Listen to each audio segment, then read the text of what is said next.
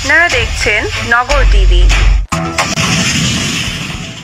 নবীনগরে আয়েশা বেগম উচ্চ বিদ্যালয়ের সদ্য গঠিত ম্যানেজিং কমিটির বিরোধিতার পর নির্বাচন। মোহাম্মদ রেজাউল হক রহমতের তথ্যচিত্রে বিস্তারিত। ব্রাহ্মণবাড়িয়ার নবীনগর উপজেলার বিটঘর ইউনিয়নের টিয়ারা গ্রামের আয়েশা বেগম উচ্চ বিদ্যালয়ের সদ্য গঠিত ম্যানেজিং কমিটিকে ঘিরে উত্তেজনা সৃষ্টি হয়েছে। জানা গেছে, সিলেকশন কমিটি গঠনের পর এক পক্ষ কমিটিকে মেনে না নিয়ে বিদ্যালয় অস্থিরতা তৈরির চেষ্টা করছে।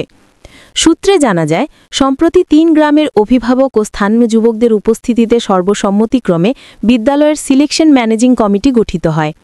তবে স্থানীয়ভাবে অভিযোগ উঠেছে, ওই কমিটিকে মেনে না নিয়ে ইউনিয়নের সাবেক চেয়ারম্যান ও আওয়ামী লীগ নেতা আহমেদ হোসেন এবং তার ভাই কবির আহমেদ হোসেন নিয়মিতভাবে বিশৃঙ্খলা সৃষ্টির চেষ্টা করছেন। বিদ্যালয়ের সংশ্লিষ্টরা জানান, নবগঠিত কমিটি স্কুলের উন্নয়ন ও সুশাসন প্রতিষ্ঠার লক্ষ্যে কাজ শুরু করলেও একটি পক্ষ ইচ্ছাকৃতভাবে পরিবেশ অস্থিতিশীল করার পাঁয়তারা করছে। এ নিয়ে স্থানীয় প্রশাসন ও স্কুল কর্তৃপক্ষ সতর্ক অবস্থানে রয়েছে এবং শান্তিপূর্ণভাবে পরিস্থিতি সামাল দিতে বিভিন্ন পদক্ষেপ গ্রহণ করেছে। এরই ধারাবাহিকতায় বর্তমানে সংশ্লিষ্ট কর্তৃপক্ষ ম্যানেজিং কমিটির নির্বাচন ঘোষণা করেছে। ২১ অক্টোবর সরেজমিনে দেখা যায়, টিয়ারা আয়েশা বেগম উচ্চ বিদ্যালয়ে প্রার্থীরা মনোনয়নপত্র দাখিল করছেন। অভিভাবকরা বলেন, বিদ্যালয়টি যেন অরাজনৈতিক পরিবেশে পরিচালিত জানতে চাইলে কবির আহমেদ হোসেনের স্বার্থে সবাইকে শান্তিপূর্ণভাবে কাজ করতে হবে। যেহেতু নির্বাচনের দিকে আগাইছি, আমরা শান্তিপ্রিয়, আমরা শান্তি চাই, স্কুল উন্নয়নের জন্য আমরা শান্তি চাই। আমরা আবার সুন্দরভাবে নির্বাচন যদি হয়, নির্বাচনের সুন্দর যাতে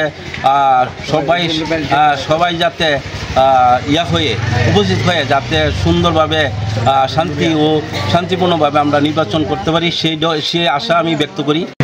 1995 সালের পর থেকে এই পর্যন্ত যতগুলো কমিটি হয়েছে, কোনো কমিটিতে গ্রামের কারো কোনো বিটু ছিল না। তো গত কিছুদিন পূর্বে আমাদের গ্রামবাসী সম্মিলিতভাবে একটা সিদ্ধান্ত নিয়েছে যে শিক্ষা প্রতিষ্ঠানের জন্য এবং গ্রামের শান্তির জন্য আমরা কোনো বিবাদে যাব না। আমরা সম্মিলিতভাবে একজনকে সভাপতি মনোনীত করা, পাশাপাশি যে স্কুলের যে সদস্য আছে তাদেরকে সম্মিলিতভাবে নির্বাচন সিলেক্ট করার জন্য প্রধান শিক্ষক কর্তৃক সবাইকে আহ্বান করা হয়েছিল। কিন্তু দুঃখের বিষয়, কিছু সংখ্যক লোক ওইখানে উপস্থিত হয় নাই। তো না হয়ে তারা এটাকে চ্যালেঞ্জ করে এবং তারা হচ্ছে পলাতক আওয়ামী লীগের লোকজন। এই পলাতক আওয়ামী লীগের লোকজন তাদের স্থানীয় কিছু এজেন্ট এবং কিছু লোকজন দিয়ে একটা ভীতিকর এবং অশৃঙ্খল পরিবেশ তৈরি করার জন্য এই নির্বাচনে মূলত পাইতা। উনি হচ্ছেন বাংলাদেশ ব্যাংকের এডি জনাব তৈদুল ইসলাম নয়ন, এবং ওনার ব্যাপারে কারো কোনো সমস্যা বা কোনো আপত্তি ছিল না।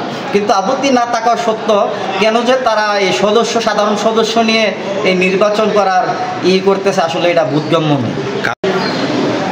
আওয়ামী লীগের যারা পলাতক আছে, যারা গ্রামে থাকে না, বিদেশে আছে কিছু লোক এবং ঢাকায় আছে কিছু লোক, তারা এই পক্ষ থেকে আমি বলতে চাই যে আমরা সুন্দর সুষ্ঠু একটা নির্বাচন চাই। আমরা দ্বিধাদ্বন্দ্বতে একমত না, দ্বিধাদ্বন্দ্বতে রাজি না, দ্বিধাদ্বন্দ্ব করবো, এই বলে আমি শেষ করছি।